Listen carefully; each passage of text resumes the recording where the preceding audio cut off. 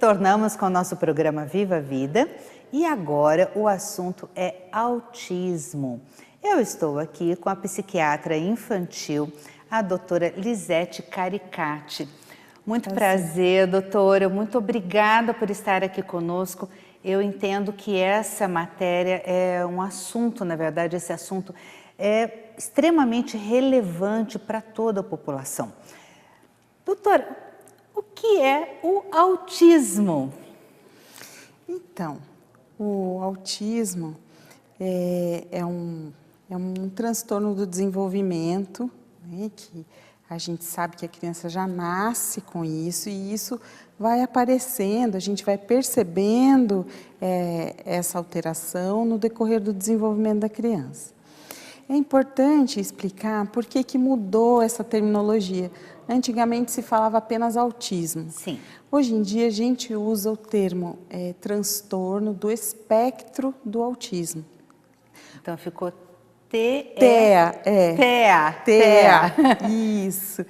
Por que se mudou? Certo. Porque nós observamos que dentro do autismo você tem vários níveis, você tem quadros leves, moderados, muito graves. Então, quando a gente fala em espectro, a gente usa, por exemplo, o espectro de cores. Sim. Então, por exemplo, no azul, quando eu falo para você, existe um livro azul, que azul? Azul claro, azul turquesa, azul escuro. Azul marinho, né? Isso, então para lembrar as pessoas que o espectro do autismo é bem variável, que você pode ter vários graus de Isso problemas. é muito relevante, muito importante, porque às vezes pode não aparecer, pode não aparentar, não é isso? Exatamente.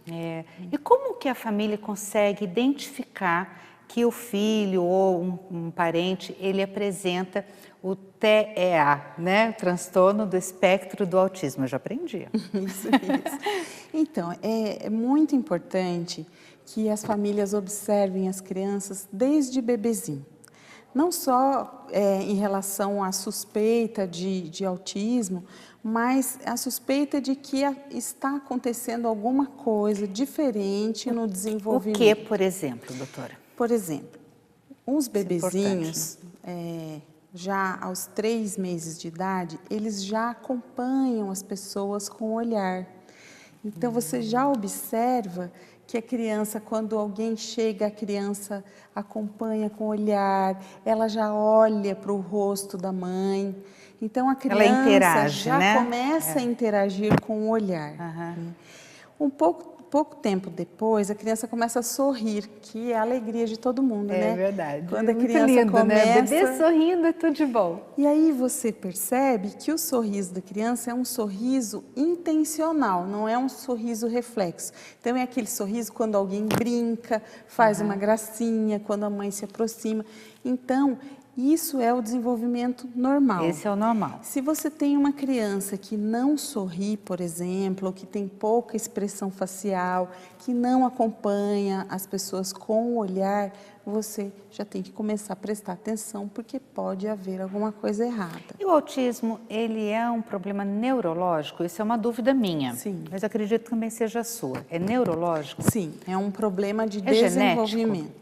Provavelmente é genético. A ciência, as pesquisas caminham para isso. É verdade que o autista ele é mais inteligente que a maioria de nós? É outra dúvida que todo mundo tem, não é? Não, então, existe existe esse mito. A gente sabe que nem sempre o autismo compromete a cognição da criança. Às vezes a criança é inteligente, mas ela não consegue se comunicar, não consegue expressar aquilo que ela está aprendendo no mundo. Agora, existem alguns casos mais raros de crianças que desenvolvem algumas habilidades especiais.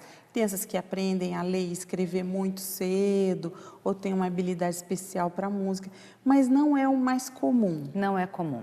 Não é o mais frequente. Seria uma pequena parte.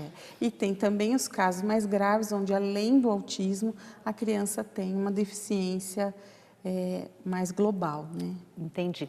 Agora, quais seriam os tratamentos disponíveis hoje em dia para, vamos dizer assim, para a mãe já identificou a criança, tem 3 meses ou 6 meses, né? Já identificou que ela não tem essas características normais, esse comportamento normal das demais crianças. O que ela tem que fazer? Então, eu gostaria até de dar mais algumas dicas a respeito de observação. Sim. Né? Que é assim, as crianças vão desenvolvendo uma comunicação também gestual. Então, o normal é que com 6, 7 meses a criança dê tchau, jogue beijo, que ela consiga ter alguma comunicação, mesmo que ela ainda não fale. Né? A partir de 1 ano, começa a falar algumas palavrinhas, algumas sílabas. Aos 2 anos de idade, a criança já tem que estar falando algumas palavras. Então, muito observar a comunicação. De 150 a 200 palavras com 2 anos, né? Eu aprendi isso com uma fonoaudióloga que eu entrevistei. Isso depende muito do ambiente, se a criança é estimulada. Então, o que a gente pede para as pessoas prestarem atenção é se a criança está demorando muito para começar a falar e se a comunicação dela gestual também está muito comprometida. Se é uma criança que não dá tchau, que não joga beijo, que não interage. Né? Então, isso é uma das características mais importantes.